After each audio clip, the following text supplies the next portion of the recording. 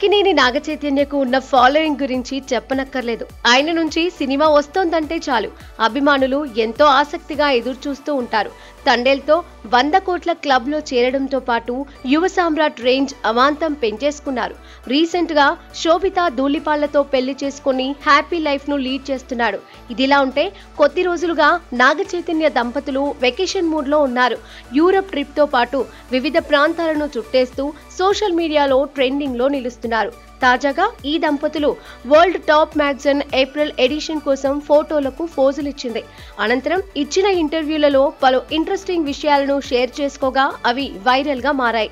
నాగచైతన్య పెళ్లి జరిగి 3 నెలలు కావస్తోంది. తాజాగా ఈ జోడీ అరుదైన ఘనతను సాధించారు. పెళ్లి తర్వాత తొలిసారి ప్రముఖ వోగ్ మ్యాగజైన్ కి ఇచ్చిన ఇంటర్వ్యూలలో పలు ఆసక్తికర విషయాలను పంచుకున్నారు.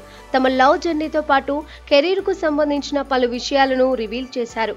ఓ నెటిజన్ అడిగిన ప్రశ్నకు శోభిత చెప్పిన ఆన్సర్ వైరల్ గా మారింది.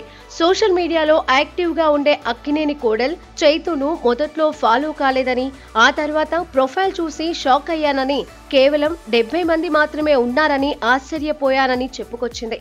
ఆ తర్వాత చైతును ఫాలో అయ్యానని, అలా మొదలైన స్నేహం ఇప్పుడు పెళ్లి వరకు వచ్చిందని రివీల్ చేసింది. తమ మధ్య ప్రేమ చాలా సింపుల్ గా అలా మొదలైపోయిందన్నారు శోభిత. చైతుకు తెలుగులో మాట్లాడటం అంటే ఇష్టమని, ముంబైలో ఓ కేఫ్ లో ఫస్ట్ టైం చైతుతో తెలుగులో మాట్లాడినట్లు గుర్తు చేసుకున్నాడు.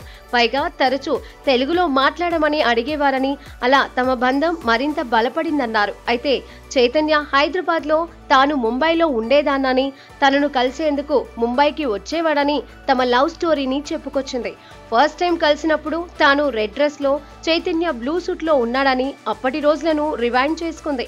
అంతేకాక న్యూ ఇయర్ వేడుకలకు తనను ఆహ్వానించారని, ఆ తర్వాత ఇయర్ చైతన్య తమ పేరెంట్స్ కలిశారని, ఒకరినొకరు అర్థం చేసుకుని ఈ ఏడాది పెళ్లి చేసుకున్నామని అసలు మ్యాటర్ చెప్పేసింది.